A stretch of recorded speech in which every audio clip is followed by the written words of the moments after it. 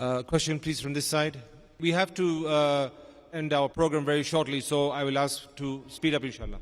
Assalamu alaikum, my name is Sabina. Forgive me for my unclarity, this is a rather spontaneous question. I have a friend, she's an atheist, and on our endless debates on the existence of God and all that we talk about, she has two claims, she makes two claims. When I pose her with the question of what the Quran says in terms of the existence of the universe and the world and how it states many facts, she turns around and she says, well, that knowledge was not just for the Quran, it actually existed before the Quran. There's scriptures, there is books before the Quran was even written, detailing information about the universe. So it's not just this knowledge that is superior to the Quran. What do I say back to that? Is she lying? Do scriptures exist? I mean, I have ignorance myself, but, is this knowledge, was this available before the Quran was written? And secondly, another claim she makes is that I give the analogy of, you have something in creation, who knows it? The Creator will know about everything about it. And I talk about, if there is no God, how can we possibly exist if you keep on going further and further and further and back? There's no end, and if there's no end, how do we exist? But then she says, well, from a religious point of view, you say, well, God is the end. Well, I say as an atheist, who says God is the end? Who created God? That's my question. Thank you. Sister has posed two questions which are again common. The first question is that all the things mentioned in the Quran were already present before. So what's new? It's present in other scriptures and other books, etc. That's the first question. The second question is, who created God? As far as the first question is concerned, I do agree that certain things were present in time before the Quran, but they were not called as established facts. They were not called as established facts.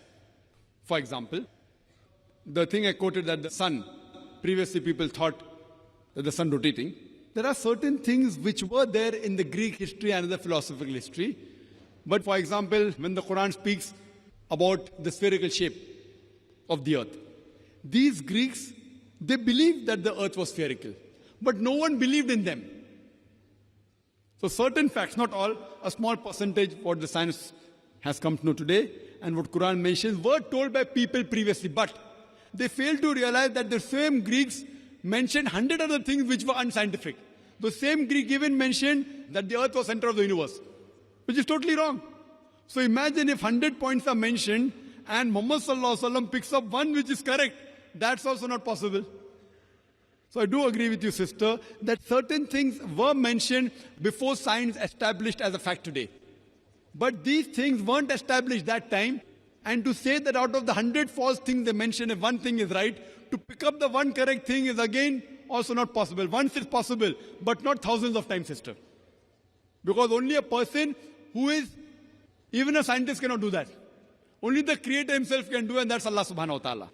So I do agree with you, but that portion which has been mentioned earlier in earlier scriptures and other philosophical books is a small portion, but that too, along with that portion, there are other things which aren't scientific mixed with that. Coming to the second part of the question, that who created God? Normally people in Dawah, they used a false strategy of logic, which tips itself.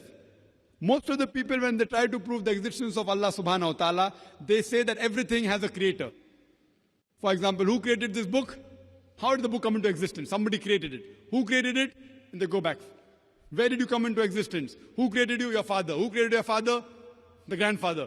And then goes to God. Who created this microphone? Created the factory. Who created the factory? And then they try and prove who created the sun? God. Who created the moon? So based on this, they try and prove that everything has a creator, which according to me is a wrong logic.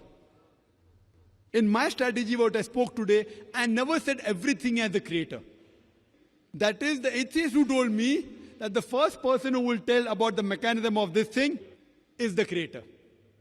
I never said that. I say every created thing has a creator. But by definition, Almighty God is uncreated. It is like there's a person, suppose my friend, he comes and tells me that my brother John was admitted in the hospital. He gave birth to a baby. Was it a girl or a boy? Can you guess, sister? Was it a girl or a boy? Brother John gave birth to a baby. Was it a girl or a boy? Brother John was admitted to the hospital. He gave birth to a baby. Was it a girl or a boy? Can you guess? You can't guess. Can anyone guess? How can a man have a baby? So to ask the question, he gave birth to a baby, was it a girl or a boy, is illogical. The same thing, the definition of Allah is uncreated. The moment you say who created Allah, he ceases to be Allah. Therefore, the definition of God is uncreated. Therefore, Almighty God has got no creator, if He is a true Almighty God. Hope that answers the question.